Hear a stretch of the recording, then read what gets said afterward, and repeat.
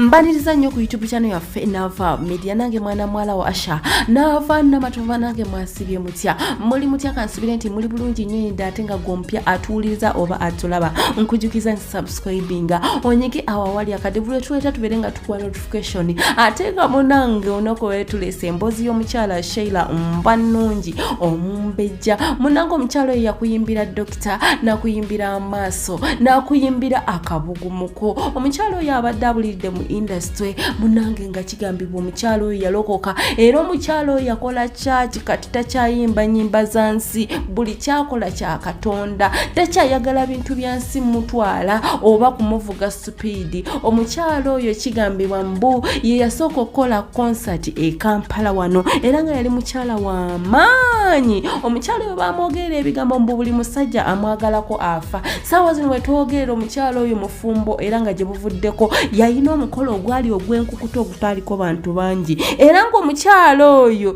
saawa zino yenna alongo Sheilla Nvanungi Omumbejja mweno munange nkugamba tuula kalira wuliriza emboozi y'omukyala Nalongo Sheilla Nvanungi Omumbejja nnyo olubuto lwange n'agamba nti agenda kumpaayo mu kanisa era n'ampaayo w'omusumba Simeoni Kayiwa olwazaalibwa bwe nti nze naweebwayo w'omusumba Simeoni Kayiwa na Mirembe Christian Fellowship naye era mu bintu byonna bye nakola mwalimu kuyimba ennyimba ezitali za Bwakatonda ez'omukwano ze natambulirangamu sinywa biragalalagala sikikolangako sikunamangako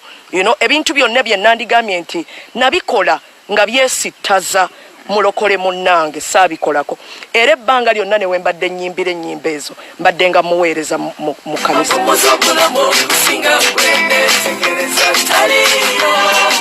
nze muntu eyasa omuyimbi yasooka okukola lonchi mu Uganda lonchi ezitezaaliwo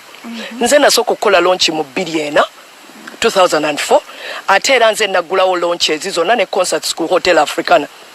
wano tewalingawo bantu nga bwe bayimba tebatongoza mu butongole nakola launch yasookera ddala era buli omu n'atandika okukola launch nze nasooka okukola concert eya ssente nnyingi wano mitwalo 12 abantu balinga bamanyize ebiri za mmeka so yes concert nzikoze nazikola nayimba nagenda mu bisaawe okujjako saagendanga nnyeno mu mabaala ga wansi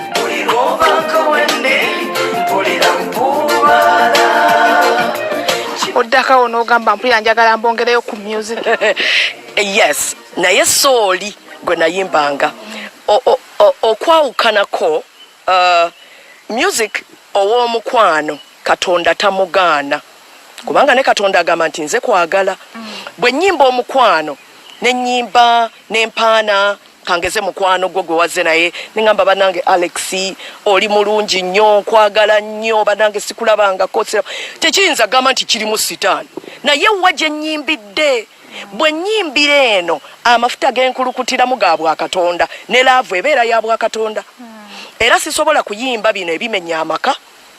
ebitabula abantu ebyonoona abaana nina kusigala mu layini y'amawulire malungi yes twegamba olowooza ku kuyimba gospel music sikulowooza era sawa yonna nja kugamba nti Caroline music Wuno amfulumye kankuweereze nga boyagala akukkiririzaamu kale nkukkiririzaamu omulabi ayinza okubeera eyo n'agamba kitegeeza we yayimbira dokita n'eriiso yali mukwano era nalina omuntu gwe nali nnina naye ate si gwe nali nnyimba naye nga yaliwo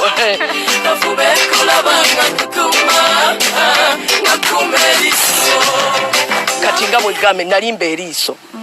kati eriiso eryo nalisimba muntu nti alina amaaso amalungi nali nnyimba nti waliwo ebintu ku muntu ebiri delicate by'olina okukwata ng'ekyatika ebimu ku bintu ebyo lyeriiso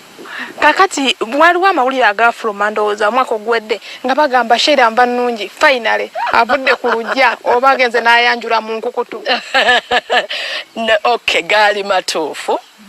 kubanga era vidiyo zafuluma nga mwendi era nga nkuba ebirayiro wabula ekitaali kituufu nti nayanjula mu nkukutu enkukutu yeeriwa kwekweka seekweka abaali ku mukolo abaalina okubeerako baaliko abataalina kubeerako tebaalina kubeerako ekiwangulo omutima gw'omukyala tebibeera bingi bingi byatambula emabega kawo ne batugamba Sheilla Nvanungi tazaala Sheilla Nvanungi talina baana ekituufu kye kiriwa basooka ne bagamba sifumberwa neera ne bagamba nti oyo omukazi bw'omuwasa buli amwagala kaafa yadde sina gwe nali nfiiriddwa naye bagambaga buli anjagala kaafa musamba gwampasa emisamba gy'abalaagira n'ebifaanana bwe bityo then ekyokuzaala era nakyo kifaanana ky'omwami seetaaga kakasa abantu nti bannange nzaala abaana baabano nedda naye gwe kyoba omanya nti nze Omumbejja Nvanungi Nnaalongo kitegeeza oyina abalongo nze ndi Nnaalongo mu Buganda bagamba bweza bwa Yesu eno bagamba bwa mukasa anza ati mukase wange takola wange Yesu yazaaza yafumbiza yakola buli kimu nalinga nebuuza ekintu kino naye lwaki nze buli musajja gwenkolegana naye bamunjagaza ne bwe bandaba naawe nga nnyimiridde naawe oli n'atukuba ekifaananyi enkyanga agenda akifulumya nti gundi ayagala gundi n'enkizuula ate maama wange yakiŋŋamba mukama mumuze mirembe yaŋŋamba nti oli mulungi nnyo teri muntu ayinza kulaba na muntu n'ataseebereza nti omuntu oyo akwana oba akwagala ne ŋŋamba bulungi bwe bunnuma bwe bunjaziiranya kale kati bwe buba bulungi sijja kwegobako kukolegana n'abasajja ate ne mbeera nga nina talanta zange nga bannange zinsembeza wali abantu banje nze nzijukira nagendako eggana naye singa ebiseera ebyo we nagendera eggana pulezidenti eyaliko baali bamuyita Jerry Rawlings singa omukyala we yayina ebigambo ng'abantu baawano ndowooza yandinkubye kubanga omwami oli bwe nali mpafominga ku Miss Ghana pulezidenti yavaayo n'agamba bannange nze ntambudde mu Africa ndabye abawala abalungi nze sirabangako mwana mulungi ng'ono n'agamba mukyala wange naawe onoonsonyiwa naye ono omwana mulungi ampitiriddeko singa nali mu Uganda ebigambo ebyandifulumye byandibadde bingi nze saagala kundaba bwereere bwange kyekyalowoozesanga abantu nti emisambwa gyampasa kubanga buli muntu eyajjanga okunkwana nga kasita ayingizaamu tugende twebake awo nga bigaanyi ne bagamba alabika alina ekikyamu mpa omubiri gwange ekitiibwa kyekiŋŋaana okkunama ndi mukazi eyakula obulungi lwaki siraga mubiri naye ekiŋŋaana ekyo omubiri guno nguwa ekitiibwa wateekeddwa okubaawo ensonga enzigisaako engoye zino ate eteekweddwa okuba nga ya mugaso saagala onammanye n'onammanye n'oli ammanye nze binswaza kale sikirabamu bulungi okwanibwa kiryokke kuba ndi mukyala nina okwanibwa naye okukkiriza kitwala nze siwa mubiri gwange muntu kuba mpadde ssente